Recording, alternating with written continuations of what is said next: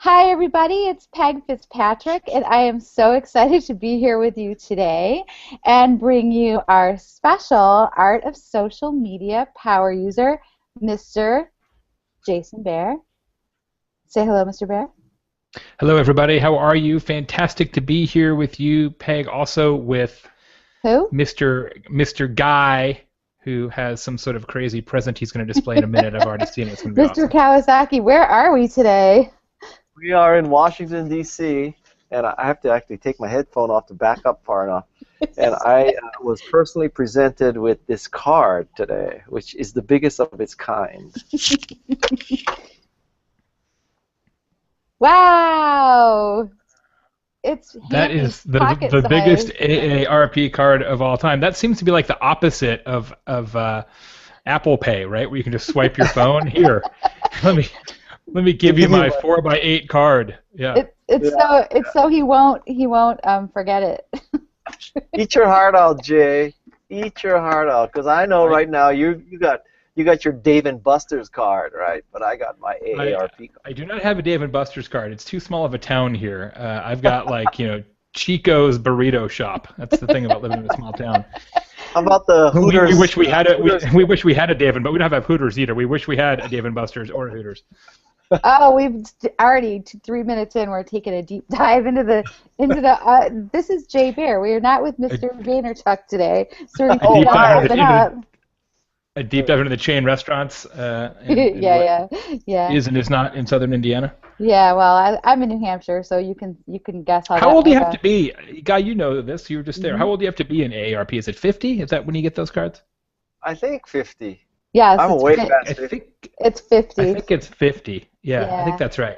Yeah, we have a long way to go. That's not very long for me. That's like, wow, that actually kind of freaks me out. Yeah, that's why I avoided. Get a card for me. Get a card for me made while you're there, because I'll have it in just 5 short years. So if they can hold it until 2020.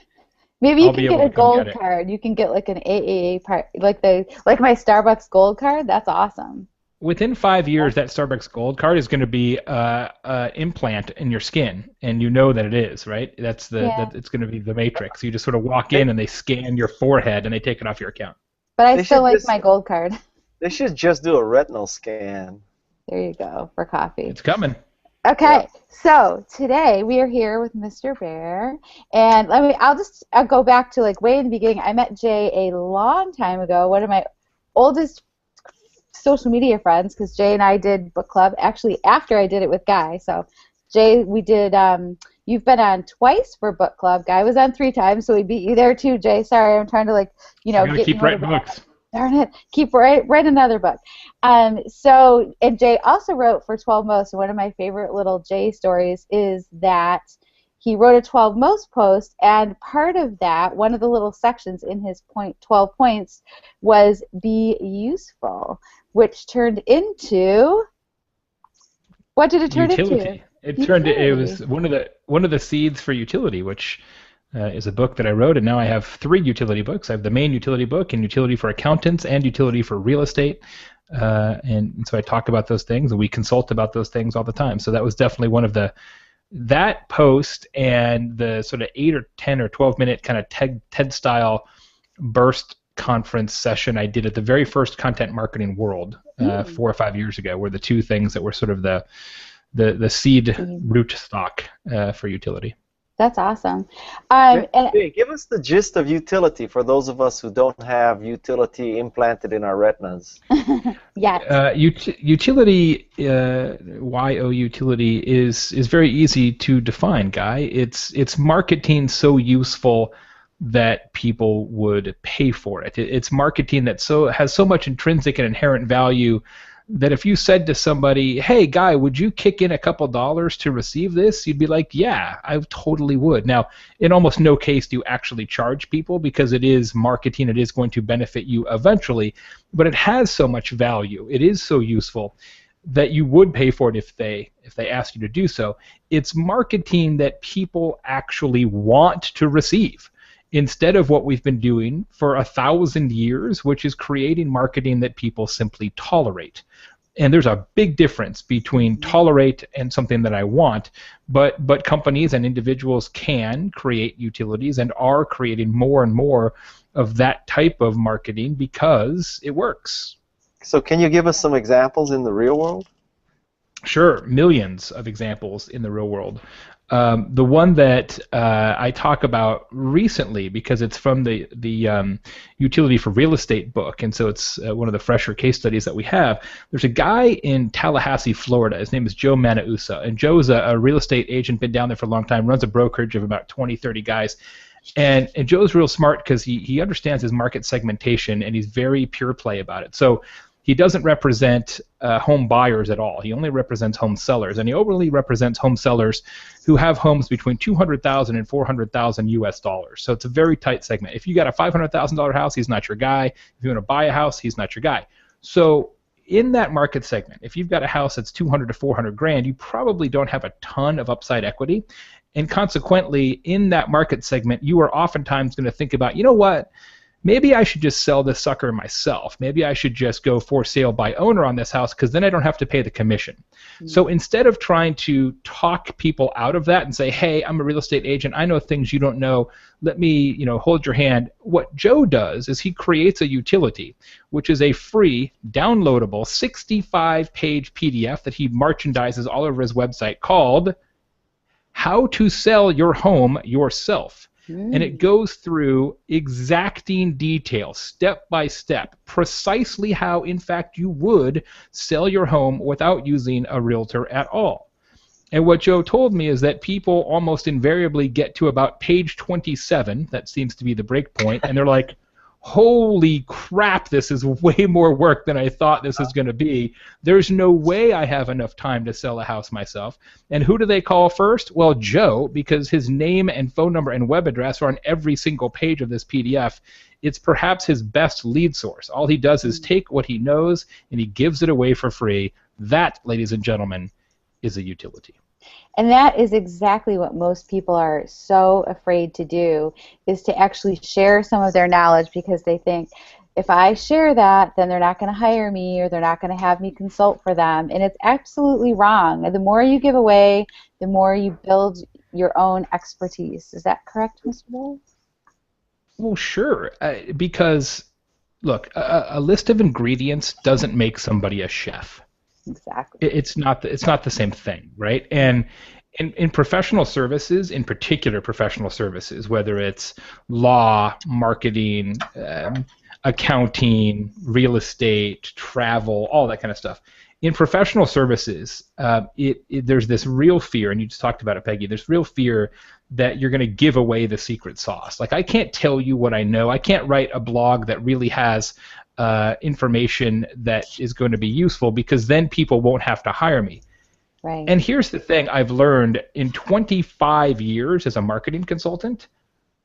If somebody is thinking about, well, I could either hire these guys to do whatever it is I need to be done, or I could read their blog and learn how to do it myself, that's not a customer you want under any circumstances. Like, you don't want that guy to be a customer, right? So not only are you going to get more customers by taking what you know, giving away information snacks to sell knowledge meals, that's how we put it in my company, not only will you get more customers doing that, you also chase away the customers you don't want, because they will take your blog post and try and do it themselves. And my perspective on that is, please, thank God. Please print it out. Print it out. Share it with your friends. I'm obviously in the speaking business, and most speakers will not let a client record a speech and then show it to other people, and much less put it on YouTube. And the thinking is that, well, if you can watch my speech online, you might not hire me. And I can't wrap my mind around that reasoning, because if a YouTube video, no matter how great, can take the place of you live, you probably suck as a speaker anyway. Yeah, I think the only, and I do a ton of that work too. I did 57 this year live keynotes, which is not as many as you, I'm sure, but a lot. And the only the only variation in that sometimes I think, Guy, is that sometimes clients and event organizers video it and they just suck at video, right? The camera guy's terrible, the lighting is terrible, the sound is terrible, it's all terrible. And that I don't think does you any favor. So I think the better approach is just contractually. I don't want to get into like a whole speaking, detail thing, but contractually is, yeah, you can do it, but I got to approve it. Because if it's a train wreck, I don't want it out there on YouTube and have my name in it.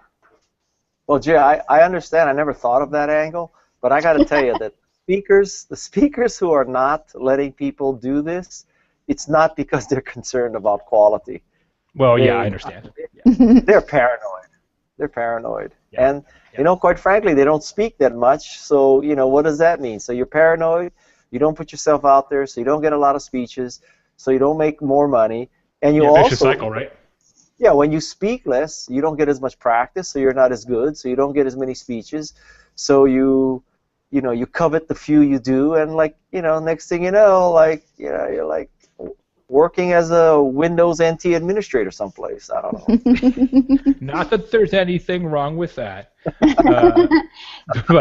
but you're right. I mean, lots of people who want to get busier as a speaker or break into speaking, ask me how to do that and what to do and all that. And I'm sure you've heard this advice, and many people in the speaking business pass this advice around, and it sounds so stupid because it's so seemingly so devoid of truth, but it is 100% accurate, which is the more you speak, the more you speak.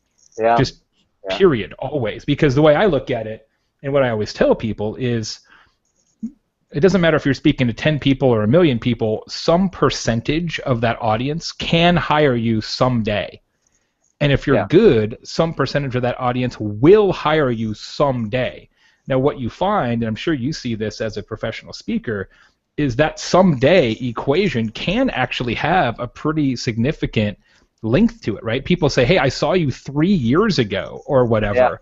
Yeah. And now I have the opportunity. I'm in a job where I can recommend speakers, or we had our last 2 years guys already booked when I saw you, whatever the circumstances are, but eventually they come around. Or my husband or wife saw you speak and loved you, so I want to hire you without seeing you. It happens to me all the time. Anyway, this is not a hangout about speaking. Well, it could be though. We should do that. Let's do one of those. No, this is interesting because that's what social media power users eventually become speakers. It is a segue, They're bloggers. They're, I think it's interesting for people. And then apparently they become self-help authors. I think that's the next. Self-help authors. So let's talk about how people who do want to start out in speaking. So I'll tell you, I'm not at the stage where you guys are, where people are throwing tons of money at me, but I get offers. But I'm at the stage where people say, "Oh, would you like to come to Turkey and speak at my event?" I mean, I'm talking will you travel to Europe? And they don't want to pay. So at the beginning, will they pay your travel? No, they didn't want to pay anything. I was like, "Thanks anyway." It was really nice for you to ask me. No, I sent them my fee and my travel requirements. I have been taught, Mr. Kawasaki. Well, it's all it's all opportunity cost, right? I mean, there are times when free gigs make sense, but the opportunity cost, you've got to do that calculus, right? Opportunity cost for do a free gig in New York, which has a great audience and lots of potential clients or whatever, maybe that makes sense. But if you're going to Istanbul on your dime, I mean, that's like a week. By the time you get there and get back, and it's just not going to happen, right? Yeah. So, you just have to understand what else you could be doing during that period. Yeah. But Pig, when I was your age, I did many speeches for free, just so FYI. I do exactly what Jay said though. I do free speeches. I don't think, have I gotten a check for one yet? Send someone, but no, I haven't. All the ones I've done have been for free so far. But again, you pick and choose the conferences where it's worth it. Like Blog Her is a great conference. I did one for Kim Garst for a Social Boom conference. It was super fun, great networking with other speakers, so it was worth it. So, Mr. Baer, you're working with all your segments of Youtility. Are you breaking those out into more segments since you seem like you're going through industries, or how's that going? I don't. Maybe. So. Well, give us more ideas, Jay. What's that? Give us more ideas. So I understand the real estate idea. Give us more ideas so people can, have so you can just challenge them and. You mean give you utilities, the, examples of utility? Yeah, utility examples. Exactly. So if we do another one, Peg, we're probably going to do the next one that I would do. It would be utility for restaurants because there's so many restaurants and they are so universally terrible at marketing. Yeah. And there's a lot of them. I think we could sell a lot of books. So that would be the next one I would conquer. But I think I'm going to pause on the utility verticals temporarily and start working on another kind of full-length book. I'm starting to kind of kick that up right now. So that'll be one of the projects that I look at next year. Guy, while you asked, and Peg mentioned the 12 most thing that I wrote, which is one of the utility genesis points, I'm going to tell you the story about the first time that I ever thought about utility as a concept and the piece of marketing that got me to think about that. This is the very first story. All right, hold on. In the beginning. It requires prop, kids. I guess. Is he getting his AARP card? Yes, I actually have a bigger AARP card. I'm starting to burst the bubble. It's a billboard for Jay. Yeah, it's actually the truck is being backed up right now. Slow day in Indiana. That's right. We've had this conversation at one point in the past, Guy, but my son's a hockey player. Your family hockey player. I think you play hockey as well. I do not. I grew up in the desert, but we have that in common. And a few years ago, my son, who's 13 now, is a bantam, but at the time I think he was a squirt, and we were in Canada, and he was going to hockey camp up there, skating camp in the Okanagan.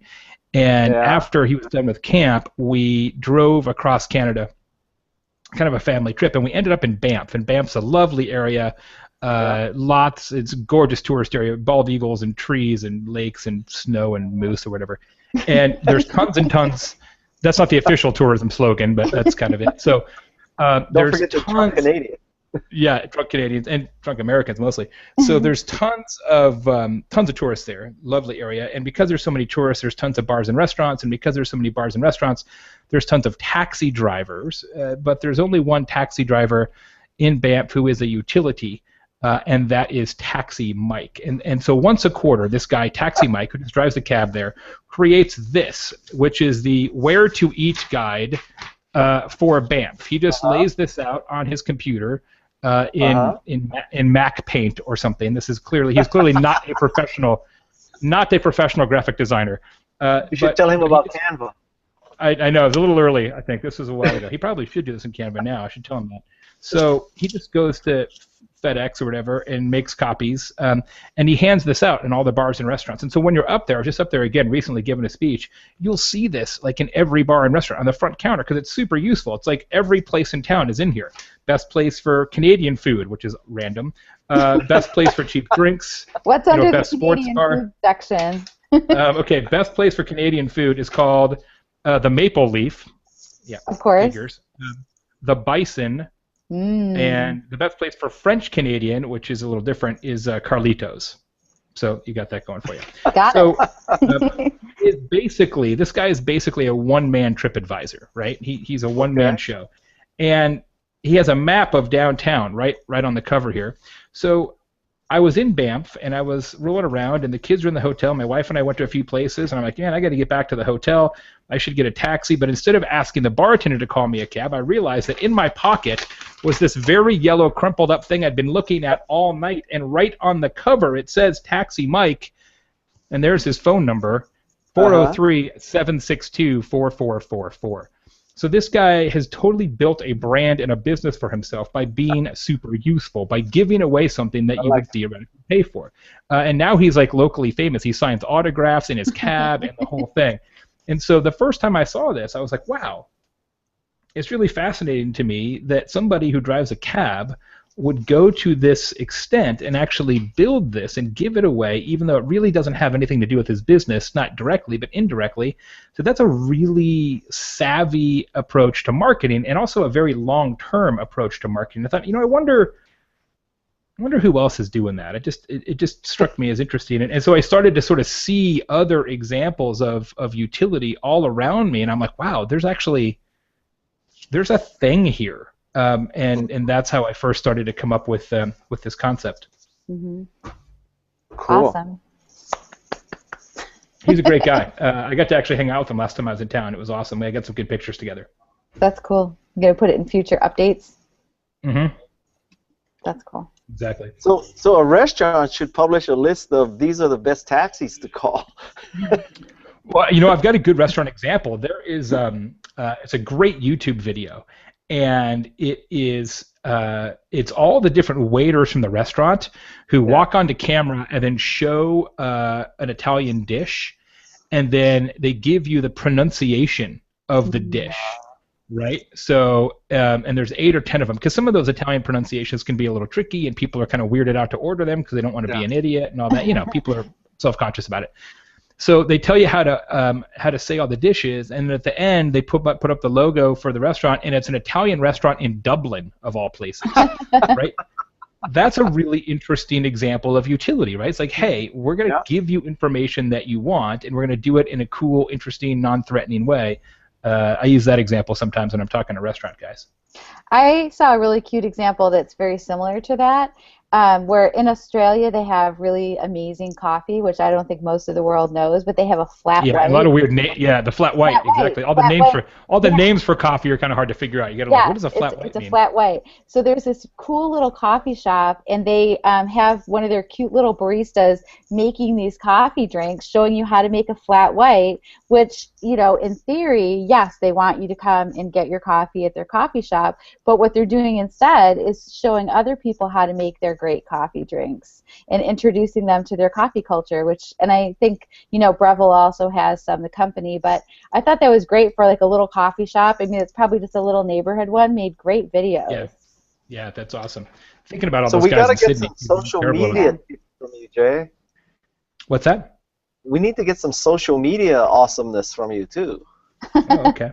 Well, here's the thing about social, right? I mean, and what I tell people in the book is that utility is fire. Social is gasoline, right? That you will be better off in many cases using social to drive awareness of content that has real value instead of using social to drive awareness of yourself, right? That social media wasn't intended to be the world's shortest press release, right? That's not why it was invented. Nobody in the history of social media ever has said, you know what my favorite part of social media is and the whole thing? My favorite part of social media is the fact that companies are involved. That's the best. Like, nobody says that, right? Because it's not. It's usually the terrible part, right? So the only reason companies are even tolerated in social media is that it keeps it free for the rest of us. So what we always tell people is create content of value, create utility, and then use social as an amplification layer for that. I find that works the best. Okay. One of my favorite social media examples in utility, and one that Peg has heard, and I've talked about it a million times, but I still think it's one of the best examples, is from Hilton and Hilton Suggests program, where they listen on Twitter and Hilton just jumps into conversations and provides assistance to people. My friend Holly Beckman is doing that as well. She is a leasing consultant for a company called W.C. Smith in D.C., and she helps people find the right apartment. That's kind of her gig. So taking a page from the utility playbook, and she'd read the book and said, oh, I can do that. She decided to start paying attention to Twitter. So she just set up a bunch of searches, just regular searches in TweetDeck for, okay, Washington, D.C., and then search queries like, I hate my roommate, or get me out of here, or apartments plus suck, like those kind of things, right? And so she would spend like 10 minutes a day on this and would find people saying things like, I got to get a new place, I hate my roommate. And so she was sort of she was strategically eavesdropping. And she would just sort of jump into those conversations and be like, hey, yeah, roommates can be terrible. By the way, I've got this whole blog here with all kinds of tips for, how to find the right place and what to do about roommate trouble. And if you ever need anything, I help people find the right apartment. And she generated, in the first 60 days, spending 10 minutes a day on this, $0 in budget, generated $144,000 in new leases. Yay, wow. That's awesome. Just by doing that, right? It's that easy. It's just, you know what? Stop trying to be amazing and start trying to be helpful. Exactly. It's that easy. right? The piece where you start listening, the social listening is where people really do drop the ball. If they want to connect with people, something just exactly your example of setting up the Twitter search makes it so easy. Guys coming in here. Looking for my phone. Oh, you guys are actually in the same place. Okay, I thought maybe here. you were Wait, like, look at here's proof that we are sometimes in the same that was so place. weird. Just in case people think that we're the same person, we both exist. Yeah. I thought you guys were not in the same location. We're both in okay. DC. We're guys out in the hall. I'm in That was I'm so in this weird. room. So anyway, yeah, I love that example. So can you give an example of, so if you're a person who wants to work in social media, which is a lot of people, I see a lot of people talking about themselves, complaining about things, kind of being jerks, Can you kind of talk about the utility attraction model there of how maybe that's not the best thing to do is post about yourself all the time?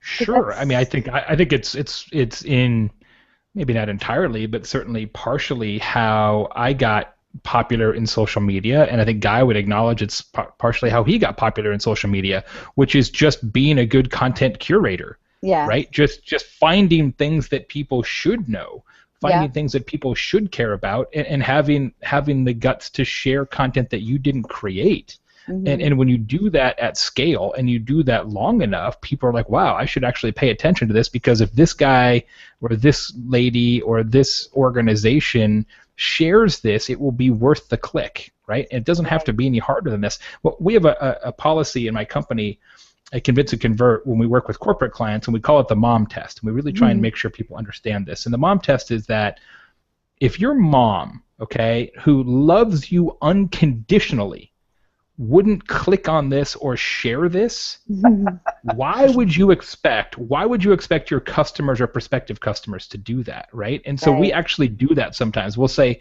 hey, Mom, we're thinking about this piece of content on Facebook. Like, what do you think of that? She's like, meh, I'm gonna kill it. Not worth it, right?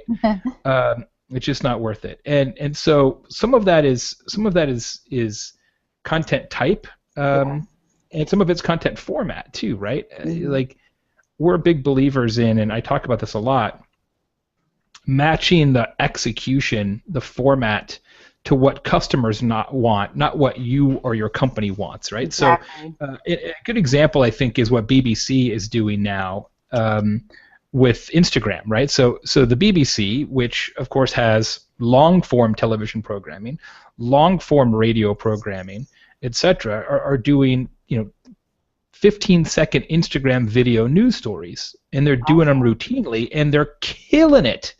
Amazing. Killing it.